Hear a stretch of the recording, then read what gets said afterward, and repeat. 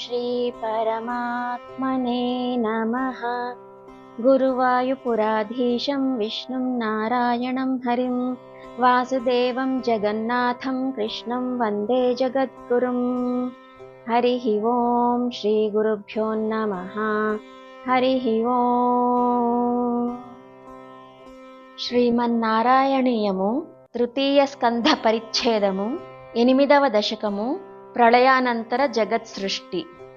ఏవం తావత్ ప్రాకృత ప్రక్షయాంతే బ్రాహ్మే కల్పే హ్యాదినే లబ్ధ జన్మ బ్రహ్మా భూయస్త్వత్త ఏవాప్యవేదాన్ సృష్టిం చక్రే పూర్వకల్పోపమానాం.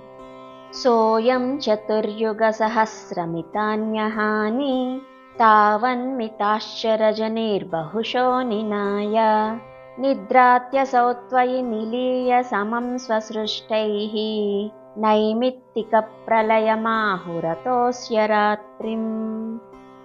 अस्मादृशां पुनरहर्मुखकृत्य तुल्यां सृष्टिं करोत्यनुदिनं स भवत्प्रसादात्. प्राग्ब्राह्मकल्पजनुषाञ्च परायुषान्तु सुप्तप्रबोधनसमास्ति तदापि सृष्टिः. पञ्चाशदब्दमधुना स्ववयोर्धरूपम् एकं परार्धमतिवृत्य हि वर्ततेऽसौ. तत्रान्त्यरात्रिजनितान् कथयामि भूमन् पश्चाद्दिनावतरणे च भवद्विलासान्. दिनावसानेऽथ सरोजयोनिः सुषुप्तिकामस्त्वयि सन्निलिल्ये जगन्ति च त्वज्जठरं समीयुः तदेदमेकार्णवमासविश्वम्. तवैव वेशे फणिराजिशेषे जलैकशेषे भुवने स्मशेषे आनन्दसान्द्रानुभवस्वरूपः स्वयोगनिद्रा परिमुद्रितात्मा.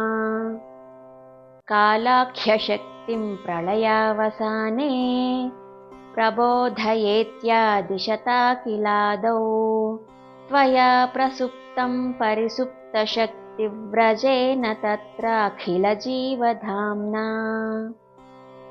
चतुर्युगाणां च सहस्रमेवं त्वयि प्रसुप्ते पुनरद्वितीये कालाख्यशक्तिः प्रथमप्रबुद्धा प्राबोधयत्वां किल विश्वनाथ.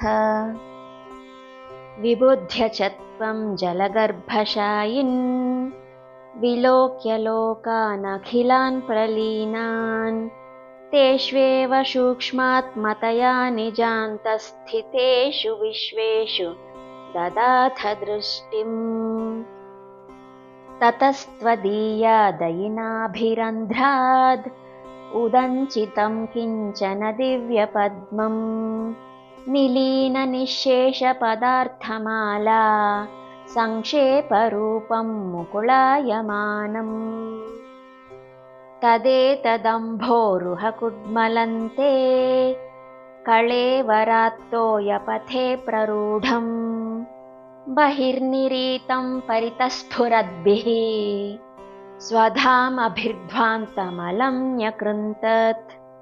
सम्फुल्लपत्रे नितरां विचित्रे तस्मिन् भवदीर्यधृते सरोजे सपद्मजन्मा विधिराविरासीत् स्वयं प्रबुद्धाखिलवेदराशिः.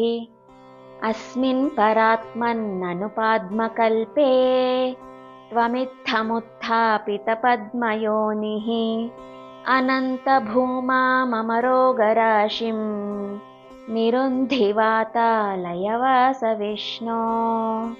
अस्मिन् परात्मन्ननुपाद्मकल्पे त्वमित्थमुत्थापितपद्मयोनिः अनन्तभूमाममरोगराशिं निरुन्धिवातालयवासविष्णो.